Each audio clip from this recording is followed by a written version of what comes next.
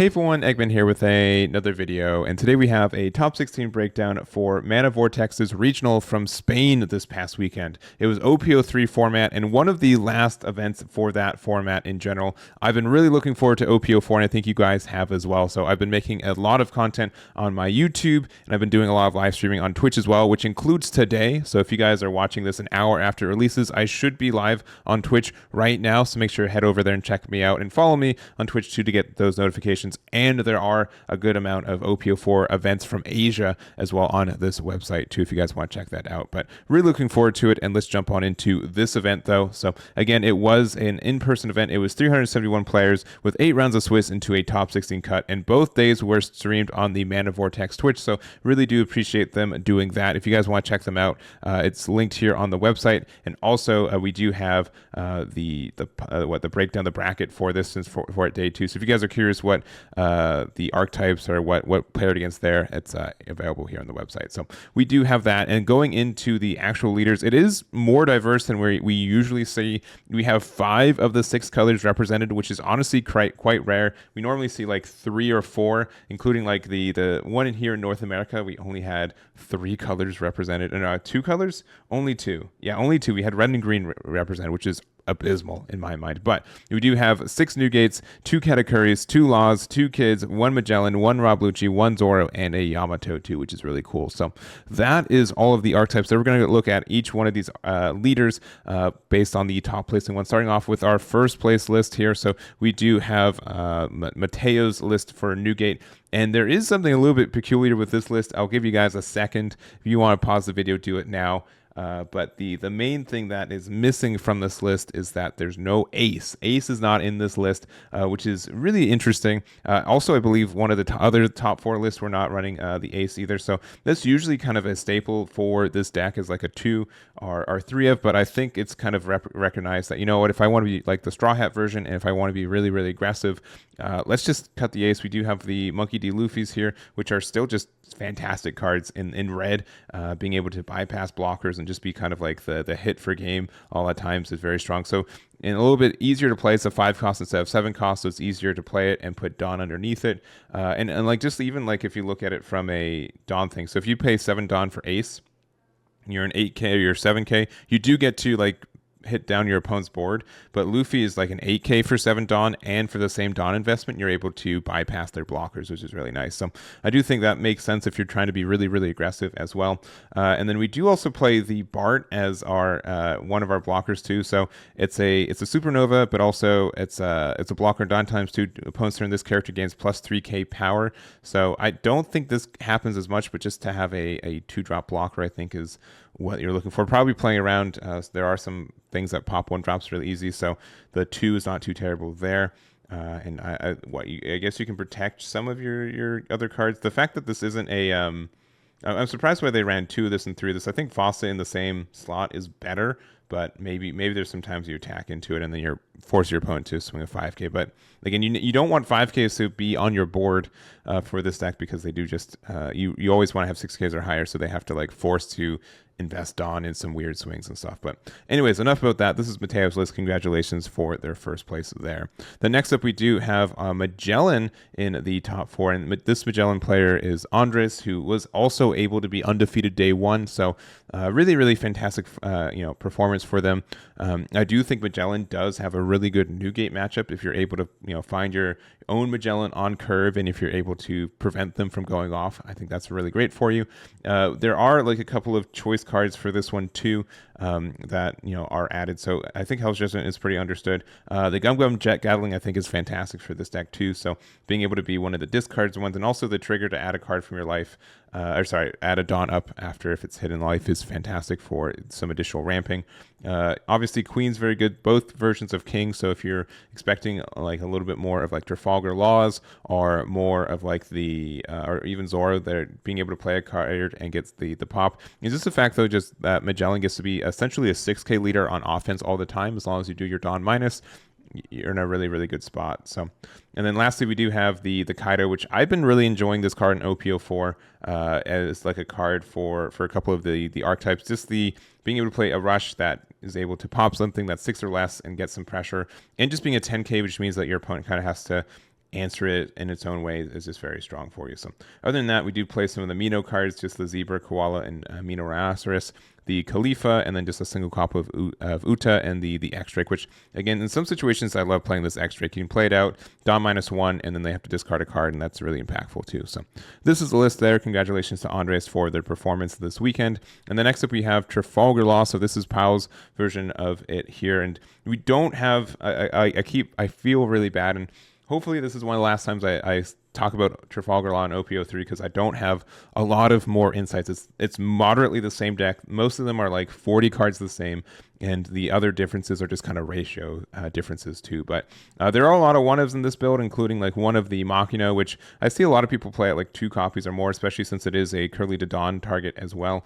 But we also have like the 1-drop Nami from the Star deck, which this is great, and I think this is a good like card for Newgate because you can always make your Law a 6k for free because of its effect. So being able to get these 6k swings, I think, is helpful for that matchup there. We have 2 copies of Sunny-kun, which also additionally just helps you be more aggressive potentially, but also just play 1-drops that are searchable by Dadan that you can help get your Shambles effect. A little bit of removal from Vista, Nico Robin, and then your top end of Zoro's, Laws, and then also the Monkey Luffy. So 4 Zoros is quite a bit. I usually see people cap out at like 2, and we haven't seen like the Star deck Zoro hit deck list, I feel like, as often as we did at the beginning of the format, or at least the beginning of August. So that's something there. And then also 3 event cards, which is a little bit heavy from what we've been seeing lately. Rad Beam and Guard Point do help you get the defense on your own turn, or on your opponent's turn, but they don't help you establish your Shambles effect, which can be a little bit tricky at times. So, but this is the list there. Congrats to the Pau for their finish there. And then we also have Pablo with their Star Deck Kid. And so there were 2 Kid variants that made it to top 16. Both of them were film variants. And I still am going to say I like the Supernova version more, but I don't disagree that film is good and it can top. But it's just more of my playstyle. But I think this is a bit of a unique build in some of the choices for it, specifically just like the 3 copies of the Krieg here. So on play, you can trash a card from your hand to KO up to 2 of your opponent's rested characters that cost 4 or less. And also Dawn ×1 disdains double attack. So honestly, like, even if you're just discarding a card to get rid of like an Atmos or like a 4-drop Frankie, I do think like this Krieg is a good trade for that position. It is a little upsetting that like it doesn't combo with some other effects, and like in mono green it's only 4 or less, and there are just honestly a lot of good like 5s and 6s that you wish you could hit with this too. But additionally, like, the discard is not optional, so you do have to discard the card, which means that even if there's only 1 card you want to get rid of, you do have to get the pop there, which is kind of rough, but there's there. And then we also do have like the Bonnie. We have 2 copies of Yamato, and I am surprised we're running 3 copies of Bonnie. I would have added, or at least thought about adding some Wano Country too, because we do have, again, 2 Yamatos, some Izos. We do also have the Killer, which I guess is Supernova, but the the Paradise Waterfall. But I do think this deck is, strong. If you do get the tempo down, you're able to set it up. It's great. Basil Hawkins, if you're able to play it and maintain it, is fantastic too. And that's all I really have to say about this one. So congratulations to to Pablo for their finish. And then we have Manel with this Rob Lucci build, which is honestly a moderately unique build of Rob Lucci. You guys are gonna have to trust me with this. This is a kind of a build I've tested a little bit, where it's mostly the Navy package with brand new and all these cards. Honestly, I've tried this package more in Smoker than Rob Lucci, but the fact that you can use brand new to fill up your drop area. We don't run a lot of CP9s, but Kaku on curve is still fantastic, and we do have a bunch of additional event cards to help us there. So the 6 King Pistol, which again we can discard this from our hand to get something 3k, which is does help you facilitate cards you need to put into your trash, and opens up your hand a little bit. But also the Tempest Kick Sky Slicer. So KO up to one of your opponent's characters with a cost of 0, or up to one of your opponent's stages with a cost of 3 or less. So unfortunately with Lucci, you do have to like combo with a Kuzan or with like an Isho to be able to get cards into Sky Slicer territory. But it is something that you can use to, use your Rob Lucci effect. So let's say you had like Isho on board, you put Dawn underneath it, and then you swing with your Lucci, and then afterwards you Tempest Kick Sky Slicer to get rid of a 1 or 2 that can help it be on board. So also the trigger effect is fantastic. It just says draw 2, which is really, really great. So you don't mind doing that one. And then also the 6 King Pistol, similar. You get to draw a card and then KO up to one of your opponent's cost 1 or less. So you can do that. You can also I guess you're not playing Bluno in this build, so never mind. There's like some cheese you can do with Khalifa to make something cost less, and then off Bluno, and then if you hit either Impact Wave or Six King Pistol from your life, you can get some additional pops, but Bluno's not there. Also, 2 whole copies of Shanks, which is a little bit greedy in my mind, but if you're expected to have like either like a Kuzan or like the Isho effect live where you give everything -3 cost, or even just having the 10 drop Kuzan on board and following up with Shanks, you can do that. But again, this is a bit of a greedy build with, again, how big this top end with additionally 4 Sakazukis and the Kakus and stuff. But it does look like it's very tempo oriented. If you're able to go off, you're able to go off with it, and really cool to see this build get a top. So congratulations to Manel for their finish there. And the next up we have Zoro, which honestly Zoro only having 1 in the top 16 is a little bit low for what it's been this entire format. And also I think it lost round 1 of the top 16, right? Got top 8 for it. So I think that's a little bit low from what we've been seeing. This is more of there's 2 versions of this deck. There's the event version and the non-event version, essentially. So this is the event version and a little bit more like control-y with it. So we do have like the 4 buggies. We do have 13 events with 4 Fire Fists, 2 Fiery Dolls, 4 Guard Points, 2 Whitebeard Pirates, and a copy of Radical Beam. We also have 3 whole copies of Gordon and no copies of Magara. So this is definitely trying to get some good removal with these Fire Fists here. We do have 2 copies of Vista to also probably combo with this Gordon as well, because this can pop. Gordon and Vista essentially is a jet pistol, which is nice.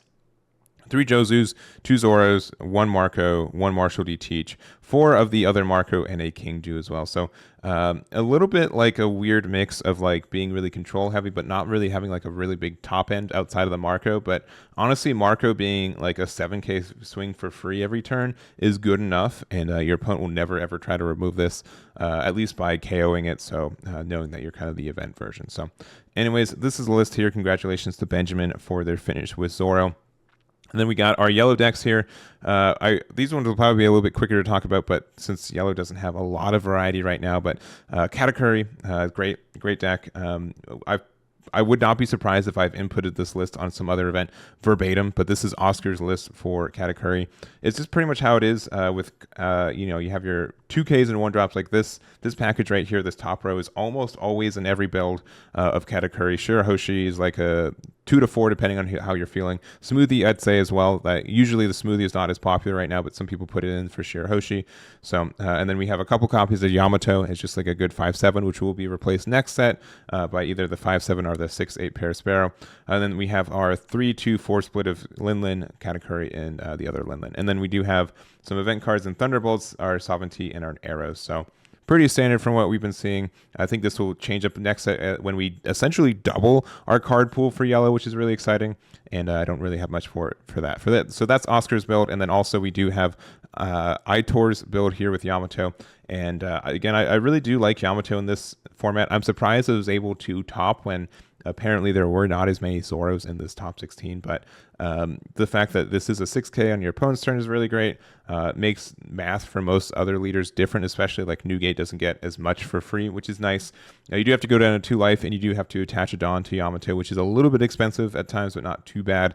We also don't see the 8-drop Katakuri in this build. We just see the 4 of the 7 drops, and then also we do have 3 of the 4-drop Charlotte Katakuri, which I think this card is getting like better in my mind for Yamato. It is like against Newgate, this card is pretty useless if it's stuck in hand. You would play it still just to see the top card of your life, but you will almost never get rushed with it, which is a real shame. And then just the cracker, like this top row here is pretty universal to all yellow decks right now until we get into the next set. So, and then playing honestly a bunch of event cards, 4 arrows, 3 sovereignties, and 4 thunderbolts, which is probably close to the most I've seen. It's almost 12 cards with it, so with 4/3/3, but it also just means like you get to be like a mini version of Newgate in the sense that you are a 6k leader and you have so many events to protect yourself that your opponent's going to have a hard time like efficiently swinging into you, which is neat to say. So anyways, this is the list here. Congratulations to Aitor for their finish, and that is going to be it for me. And thank you guys so much for watching this video. If you want any of these deck lists, they are here on my website and every other event for OP03 in the English format. Additionally, if you guys want some more content for OP04, it's going to be here on this YouTube, so make sure to subscribe. And also, I'll be live on Twitch pretty much as you're watching this, which is really exciting. So that's going to be it for me. Thank you guys so much for watching, and I'll catch you all next time.